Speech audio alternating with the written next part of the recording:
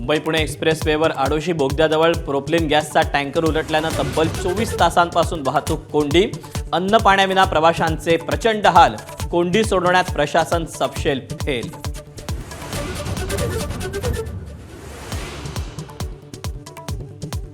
Gas बाहेर पडत असताना नागरिकांच्या जीवाशी धोका नको म्हणून वाहतूक सुरळीत होण्यास विलंब. मुंबई पुणे वाहतूक कोंडीवर खासदार तटकरेंची माहिती. तर सगळं सुरळीत. MSRDCचे मंत्री एकनाथ शिंदेंचं कोंडीबद्दल अनाकलनीय उत्तर.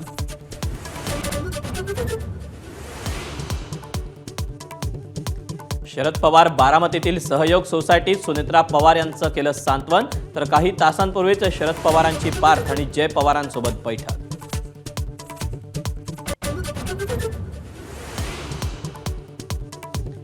देवेंद्र फडणवीस विलिनीकरणाच्या चर्चेतच नव्हते, त्यांना भाष्य करण्याचा अधिकार काय?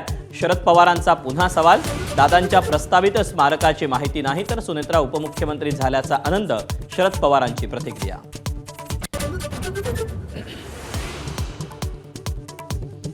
लाडकी बहीण योजनेला अजित पवारांचं नाव देण्याची शक्यता. बैठकीमध्ये नाव देण्यासंदर्भात निर्णय घेणार मुख्यमंत्री देवेंद्र फडणवीसांची माहिती.